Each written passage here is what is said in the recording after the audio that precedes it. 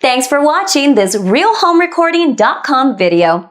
You can get monthly audio engineering news and exclusive videos by signing up for our newsletter. For 2 upcoming product reviews, I recorded new music and I also mixed that music, and I wanted to share with you all some of the plugins I used, some of the techniques I used, and so you can turn your mix from this raw recording sound down, but that was then and this is now. Now look at me, this is the part of me that you're never gonna ever take away from me, no.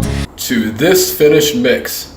Down, but that was then and this is now. Now look at me, this is the part of me that you're never gonna ever take away from me, no. This is.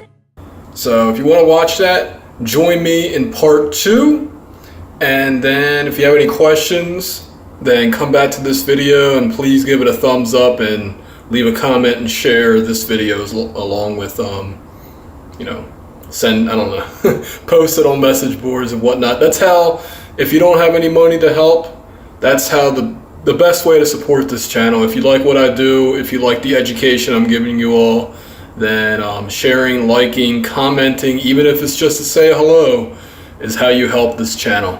So again, thanks for watching, and I have the link on screen right now to go to part 2.